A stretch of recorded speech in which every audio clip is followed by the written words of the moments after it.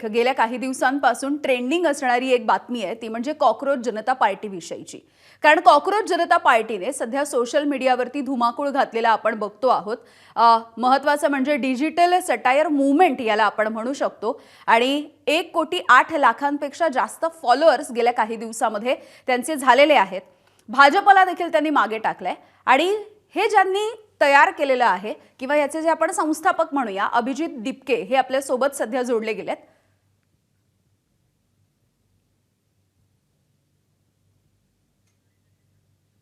Hello. तर अभिजित दिपके यांच्यासोबत आपण याविषयी अधिकची माहिती जाणून घेऊयात आणि संवाद साधूयात. अभिजितजी, स्वागत आहे तुमचं. सुरुवातीला मला असं विचारायचं आहे की कॉकरोच किंवा झुरळ असा शब्दप्रयोग ज्यावेळेला करण्यात आला तर अनेक अर्थ आपल्याला काढता येऊ शकतात किंवा प्रत्येकजण वेगवेगळ्या पद्धतीने ही गोष्ट रिसीव्ह करू शकतो. पण उपरोधिकपणे याला प्रतिसाद द्यावा किंवा व्यवस्थेविरुद्धचा राग व्यक्त करावा असं का वाटलं असेल तुम्हाला? नाही, मला काय वाटलं त्यापेक्षा हे महत्वाचं आहे की जे भारताचे चीफ जस्टिस ऑफ इंडिया आहेत त्यांना असं का वाटलं की जे लोक सिस्टम विरुद्ध बोलतात, व्यवस्थेविरुद्ध बोलतात ते कॉकरोच आणि पॅरासाइट आहे. मला असं वाटतं की चीफ जस्टिस ऑफ इंडिया जे आहेत त्यांचा जो रोल आहे एका डेमोक्रेसीमध्ये तो हा आहे to safeguard the constitution, to protect the people's fundamental rights. बरोबर, आपले जे काही अधिकार आहेत त्यांची रक्षा करणं हे चीफ जस्टिस ऑफ इंडियाचं काम आहे. आणि त्यातलाच एक अधिकार हा आहे की फ्रीडम ऑफ एक्सप्रेशन, बोलण्याचा अधिकार. तर ज्यांचं काम आहे की बोलण्याच्या अधिकाराची रक्षा करायची, तेच असं कसं काय म्हणू शकतात की जे बोलतायत ते कॉकरोच आणि पॅरासाइट आहे.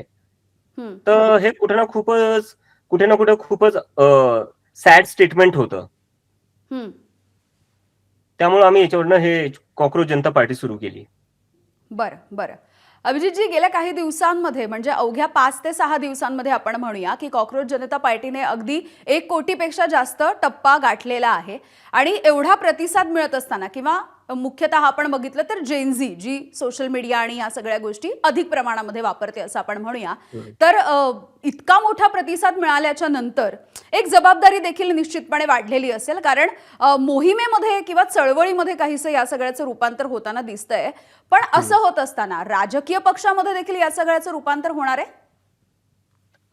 नक्कीच होईल, पण आता काही सांगणं थोडं अवघड असेल, कारण की तुम्हाला जसं माहिती आहे की ही पार्टी काय आम्ही प्लॅनिंग करून सुरू केलेली नव्हती.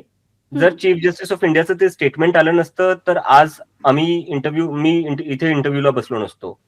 तर असं काही प्लॅन करून आम्ही काही केलं नव्हतं. आणि आता 3-4 दिवस झाले, 3-4 दिवसातच आमच्याकडे 1,10,00,000 लोक आलेली आहेत इंस्टाग्रामवर. तर इतक्या लवकर ह्या सगळ्या लोकांशी बोलून प्लॅनिंग करणं खूप अवघड आहे, कारण की 3-4 दिवस झाले आम्हाला. तर आम्ही आधी या लोकांशी बोलू, त्यांच्याशी संवाद साधू, त्यांच्याकडून आम्ही सजेशन्स घेऊ, त्यांचे आम्ही इनपुट्स घेऊ की काय कारण आहे ज्याच्यामुळे त्यांचा एवढा राग आहे करंट सिस्टमवर आणि करंट सरकारवर. तोपर्यंत ते आम्ही समजून नाही घेऊ शकत, त्यांच्या अपेक्षा काय आहेत, त्यांचे कन्सर्न्स काय आहेत, तोपर्यंत आम्ही काही प्लॅन बनवू नाही शकत. कारण की ह्या लोकांची कंप्लेनच ही आहे की कुठलीच पार्टी, कुठलीच सरकार आमचं ऐकायलाच तयार नाही, आम्हाला समजूनच घ्यायला तयार नाही, आमच्या प्रॉब्लेम्स काय हेच ऐकून घ्यायला तयार नाहीये. तर मला ती चुकी नाही करायची जे बाकी पार्ट्यांनी केलेली आहेत, यांच्याकडे दुर्लक्ष नाही करायचंय मला. तर मला त्यांचं ऐकणं आणि समजणं सगळ्यात आधी गरजेचं आहे आणि त्याच्यानंतर आम्ही पुढचे पाऊल ठरवू. बरं बरं. अभिजितजी, तुम्ही जो जाहीरनामा प्रदर्शित केलेला आहे किंवा प्रकाशित केला आहे सोशल मीडियावरती तो देखील इंटरेस्टिंग आहे. म्हणजे माध्यमांचं स्वातंत्र्य हे अबाधित राहणं महत्त्वाचं आहे. बेरोजगारांचा मुद्दा असेल, तरुणांचे प्रश्न असतील किंवा मग पक्षांतर जे आपण संपूर्ण देशभरामध्ये ज्या वेगानं बघतो आहोत, तर असे जे मुद्दे तुम्ही घेतलेले आहेत या सगळ्या जाहीरनाम्यामध्ये, काय नेमकं त्यामागचा तुमचा थॉट आहे, काय नेमका विचार आहे? त्यामागचा थॉट आहे की आज आपल्या देशाची स्थिती काय. आज आपल्या देशाची स्थिती ही आहे की जे चीफ जस्टिस ऑफ इंडिया असतात किंवा जे सुप्रीम कोर्टचे जजेस असतात त्यांना रिटायरमेंट नंतर काही ना काही सरकारकडून एखाद्या कमिटीचा चेअरमन बनवला जातो किंवा राज्यसभेत पाठवलं जातं. तर याच्यानी काय अपेक्षा सेट होत आहेत जजेसच्या की मला रिटायरमेंट नंतर काहीतरी भेटेल, त्यामुळे मी सरकारसोबत गुड टर्म्सवर असलो पाहिजे. आता जजेसचं काम काय, कॉन्स्टिट्यूशन नुसार चालणं, कॉन्स्टिट्यूशनशी अलाइन होऊन चालणं की सरकारसोबत अलाइन होऊन चालणं, तर ही विचार करायची गोष्ट आहे. दुसरं आहे आमचं इलेक्शन कमिशनवर. आपण पाहिलं असेल मागच्या काही इलेक्शनमध्ये बंगालमध्ये ममता बॅनर्जीच्या कॉन्स्टिट्युएन्सीमध्ये 50,000 वोट डिलीट झाल्या, त्या काही 15,000 वोटांनी हरल्या. हम्म. तमिळनाडूमध्ये 1,00,000 वोट डिलीट झाले, के स्टॅलिन 50,000 वोटांनी हरले. दिल्लीमध्ये अरविंद केजरीवालच्या सीटवर 40,000 वोटर डिलीट झाले, ते 4-5 हजार मतांनी हरले. आपल्या महाराष्ट्रात काय झाल्याचं सगळ्यात उत्तम उदाहरण आहे. लोकसभेत भाजपला फक्त 9 सीटावर आणून ठेवलं होतं महाराष्ट्रात, बरोबर. 4-5 महिन्यानंतर काय झालं, तीच भाजप एकदमच 132 सीटा घेऊन होती, ज्या त्यांना पीक मोदी वेव्ह मध्ये पण नव्हत्या आल्या. तर ह्या 4-5 महिन्यात काय बदललं महाराष्ट्रात? असं भाजपकडे कोणता असा नवीन चेहरा आला किंवा कोणती जादूची छडी सापडली त्यांना, ज्याच्याने एकदमच ते जिथं लोकसभेवर त्यांनी एकदमच 9 सीटावर पडले होते, त्यातून त्यांनी 132 सीटा आणल्यात, आणि ते पण कोणता मोठा स्ट्रॉंग अलायन्स पार्टनर नसताना. एका टाइमला शिवसेना होती तेव्हा त्यांच्यासोबत, ती शिवसेना असताना त्यांच्या एवढ्या सीटा आल्या नव्हत्या. तर आता कसं काय येत आहेत हे समजून घ्यावं लागेल आपल्याला. आणि जर मी एका टायमाला असं गृहीत धरू की जे वोट डिलीट होत आहेत त्याचा भाजपला काही फायदा होत नाही, असं मी गृहीत धरतो, आणि असं मी हेही गृहीत धरतो की इलेक्शन कमिशन खूपच न्यूट्रल राहून खूपच इमानदारीने आपलं काम करतंय. पण मी त्या पॅटर्नचं काय करू मग, की जिथं जिथं वोट डिलीट होत आहे तिथं तिथं फक्त भाजपला फायदा होतोय आणि तिथं तिथं अपोजिशनला नुकसान होतंय. ह्या पॅटर्नचं पॅटर्न काय सांगतंय? बरं, अभिजितजी, तुम्ही आता भाजपचा उल्लेख केलात म्हणून आपल्याला ही गोष्ट लक्षात घेतली पाहिजे की भाजपचं जे सोशल मीडिया अकाउंट आहे त्यांचे फॉलोअर्स किंवा त्यांना मिळणारा जो प्रतिसाद आहे त्याच्यापेक्षा तुम्हाला मिळणारा जो प्रतिसाद आहे तो अधिक आहे. तर याच्या पुढे जाऊन मला असं विचारायचं आहे की हा जो रोख आहे तो केवळ भाजपसाठी असणार आहे की मग एकूणच यंत्रणेविषयी आणि सगळ्याच सर्वसमावेशक राजकारण्यांविषयी तुमचं हे भाष्य असणार आहे? माझं हे एकंदरीत पूर्ण सिस्टमसाठी आहे. आज भाजप बसलेली आहे, ठीक आहे, उद्या दुसरा कोणता पक्ष असेल, जो कोणी पक्ष या देशाचं जे इन्स्टिट्यूशन्स आहे त्यांची ती इंटिग्रिटी नाही वाचू शकत, त्यांची ती क्रेडिबिलिटी जर नीट नाही ठेवणार, तर मग लोकतंत्र कशाचा राहिला आपला देश? आपला हा म्हणजे खूप गंभीर विषय आहे. आपल्या देशात काय चाललंय हे असं कुठल्याच लोकतांत्रिक देशात नाही झालं पाहिजे. जगातली कुठलीच डेमोक्रेसी अशी नाही चालत. आपल्या इथं काहीतरी जगा वेगळंच होऊ लागलं, जिथं निवडणुकीचा अर्थ काय असतो किंवा डेमोक्रेसीचा अर्थ काय असतो? वोटर्स गव्हर्नमेंट निवड करतात, बरोबर. आपल्या इथं काय होतंय, गव्हर्नमेंट डिसाईड करतीये, गव्हर्नमेंट सिलेक्ट करते की वोट कोण करणार. आपल्या इथं उलटी डेमोक्रेसीचं एकदम उलट चालू आहे आपल्या इथं. हे कधीपर्यंत चालणार? पण अभिजितजी, अर्थात तुम्ही जसं म्हणताय की हा जो रोष आहे किंवा ही जी भूमिका आहे ती सगळ्यांविषयी तुमची सारखी असणार आहे, पण आज तुम्ही भाजपचा उल्लेख केला होता आणि किंबहुना सोशल मीडियावरून तुम्ही तसं आवाहन देखील केलं होतं.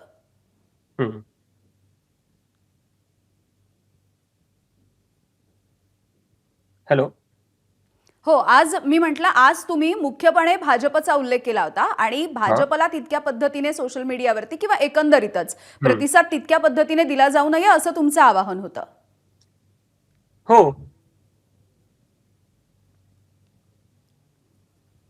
म्हणजे सगळ्या जर राजकीय पक्षांच्या विरोधातली जर तुमची भूमिका आणि तुमचा रोष असेल तर मग केवळ भाजपच्या विरोधातलं आवाहन का, असं मला विचारायचंय. सत्ता कोणाच्या हातात आहे सध्या? ज्यांच्या हातात सत्ता असेल त्यांच्याशीच प्रश्न करू ना. ज्या लोकांच्या हातात सत्ता नाहीये ते काय बदलू शकणार आहे का? ज्यांच्या हातात पॉवर आहे, ज्यांच्या हातात सत्ता आहे, प्रश्न त्याच्यासोबतच केला जाईल ना. जेव्हा दुसरे लोक सत्तेत येतील तेव्हा त्यांच्याशी प्रश्न करू. पण पक्षांतरासारखे जे मुद्दे आहेत ते फक्त भाजपमध्ये नाही आहेत, ते सगळ्याच पक्षांमध्ये सारखे आहेत.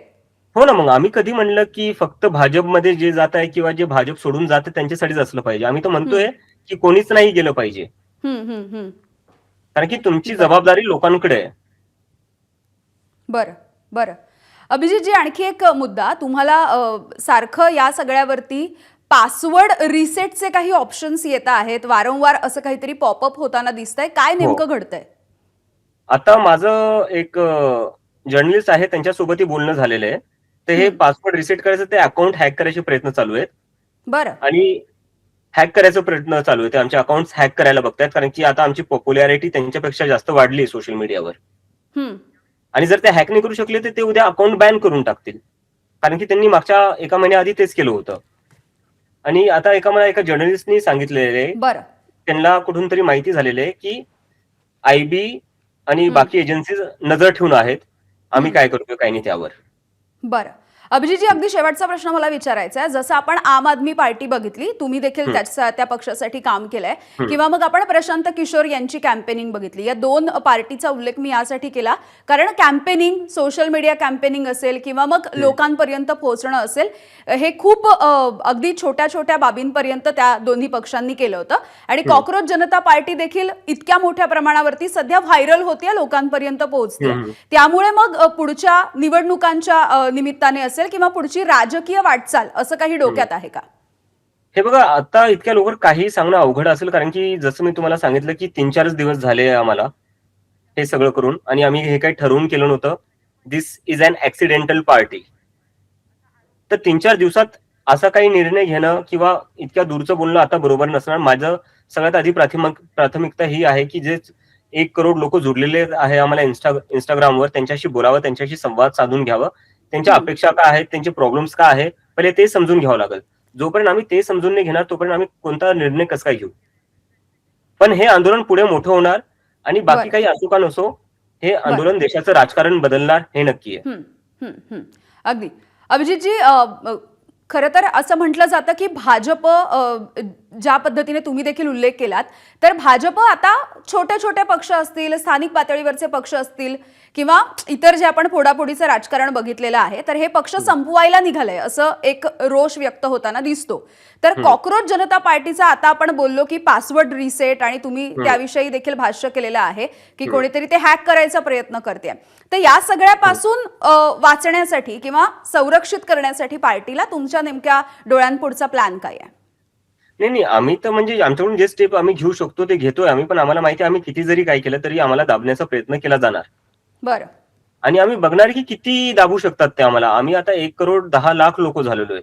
अकाउंट हॅक करसाल तुम्ही, आमचे अकाउंट बंद करसाल, पण जो या युवकांच्या मनामध्ये राग आहे तो राग तुम्ही हॅक करू शकतात का? तो राग तुम्ही बॅन करू शकतात का? तो राग कुठं काय करणार, कसा दाबणार तुम्ही? अकाउंट एक माध्यम झालं ना, पण ह्या युवकांचा जो राग आहे तो तर खरा आहे. तो आज इथं कॉक्रोच जनता पार्टीच्या माध्यमातून बाहेर येतोय, उद्या दुसऱ्या माध्यमातून बाहेर येईल. अगदी.